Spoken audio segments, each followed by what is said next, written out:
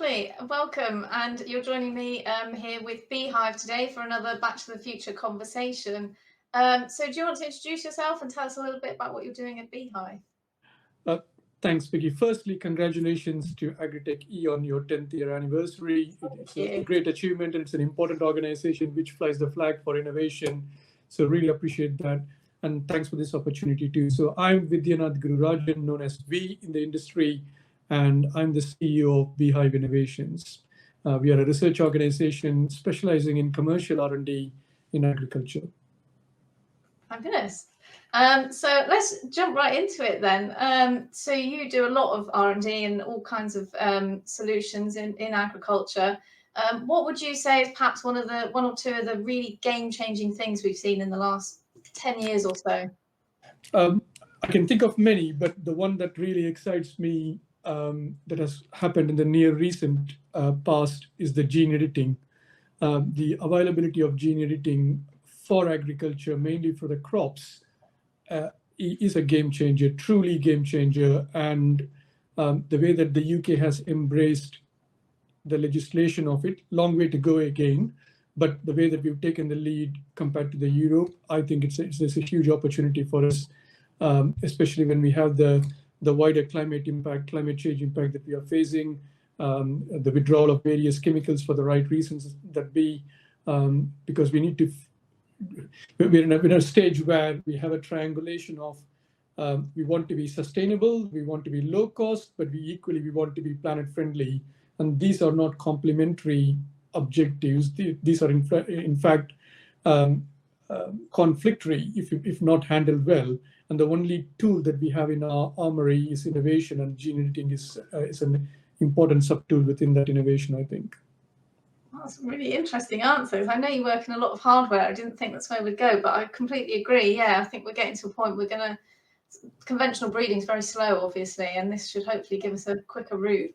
Yeah, the opportunity to fast track breeding, the opportunity to hit the consumer nodes, because it's not just about creating a crop that will be less defect and better resilient, but it's also about we can excite the consumer and the customer with some very nutritious, delicious crops that we can bring in with gene editing too.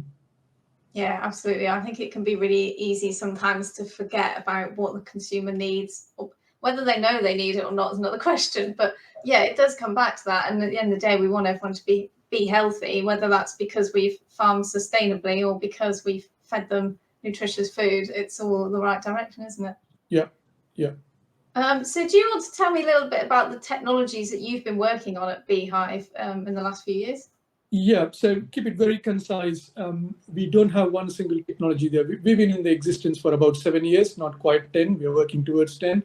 However, we basically work completely from a pull point of view. So what I really mean by that is a typical startup will have a technology that they work on, and they push the technology towards the market. We work in the opposite way. So we look for real industry problems. We pull technologies from any sector, any industry, doesn't matter. Quite often the answer you're looking for is not in the same industry or sector you're looking for. So you're looking at pulling the different technologies to solve those problems and then to commercialize it. So to give you an example, at one range, we are actually working on gene editing, as I mentioned before, on a potato crop. But equally on the other side, we are working with machine learning, artificial intelligence to bring in phenotyping kind of solutions into the crops to reduce waste. So, and we work on any technology in between. So that's really interesting, as you say, going it from a challenge perspective and then bringing the technology up rather than technology first. Yeah. And I think that's the way forward, because I think we got to be technology agnostic, because you never know what and where the solution would be. Give you a good example. We are working on a UKRI funded project called TuberScan. So this is to look under the ground on a root crops, specifically potatoes, whilst they are growing, so that we can tell the farmer what's the right time to burn the crop to maximize marketable yield. The solution hasn't come from potato industry. The solution actually has come from Ministry of Defense. So we looked at technology, which is IED bomb detection equipment, ground penetrating radar. We took the inspiration, we borrowed the radar from MOD under license, supplier of MOD. We worked and proved the concept, and we now have translated the technology, demilitarized, and created an agricultural version of GPR that is more suitable for what we are doing. So that's how we brought in and cross-pollinated a military technology coming into an agriculture industry. That's really cool. I like that. That's really, really cool. So if you're approaching problems this way, do you see any challenges to actually getting those solutions out? Like how do you approach that end of it? Adaptation is the key thing that everybody in the industry speaks about and has to speak about, because it is slow. I think, like any innovation, any technology, there's a cost to value proposition. There's always a value, otherwise you're not working on those projects, hopefully not. And there is always a cost that provides that has to be dealt with to bring those value proposition in. And in the world of development and innovation, it's always a bit of a balance to be tread on. Because there are early followers, early leaders, and then there are followers that they will bring in, and there are some farmers and growers that they would never adapt certain technologies, that albeit it will take some time for them to change as well.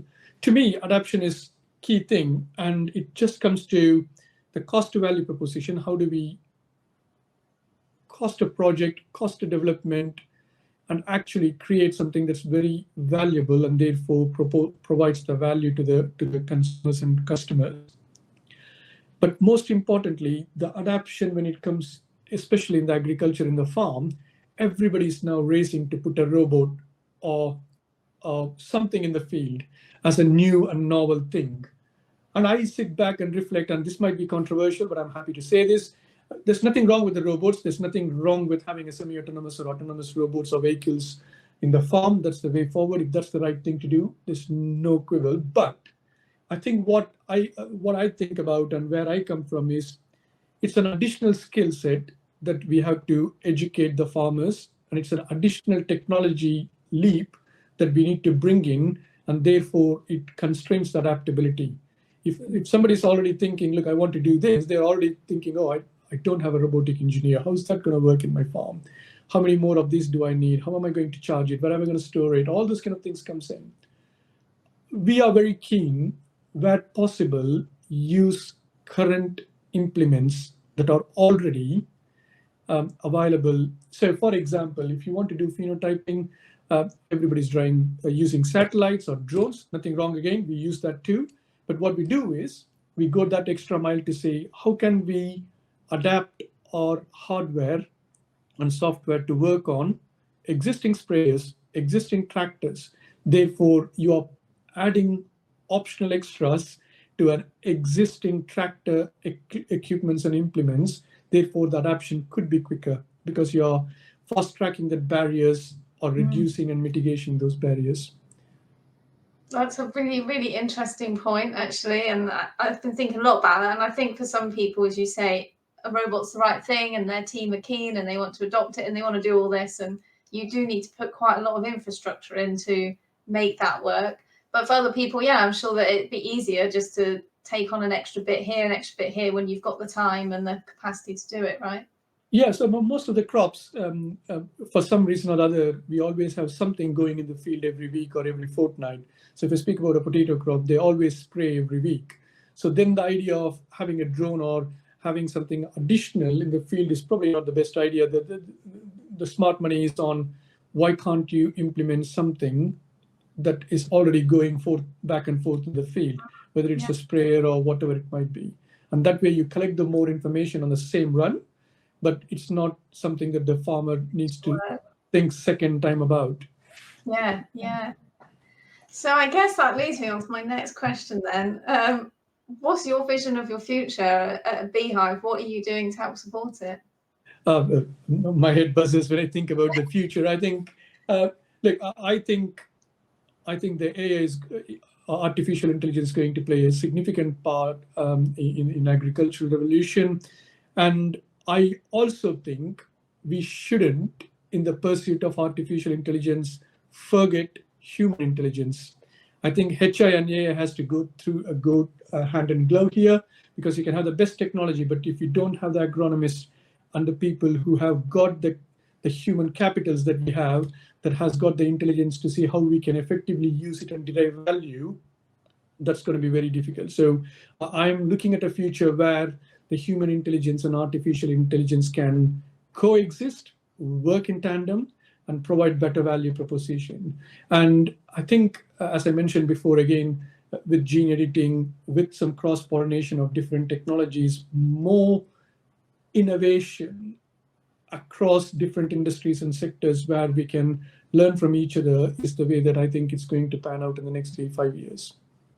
Yeah. And we are specifically quite keen as a B-hive to nurture that, but also see how we can utilize that to bring solutions to our customers, both present and in the future. So more scouting in different industries and trying to meld it all together with the people in the middle as well. Yes, absolutely. You can't forget the people in the middle. Never ever, no. Fantastic. I think that's the end of all my questions, so unless we missed anything. No, thank you. I'll just say thank you so much. It's been really super interesting, and yeah, I really like what B-hive are doing. So I'm excited to see where you go over the next 10 years. Thanks for the opportunity. Nice to speak to you. Cheers.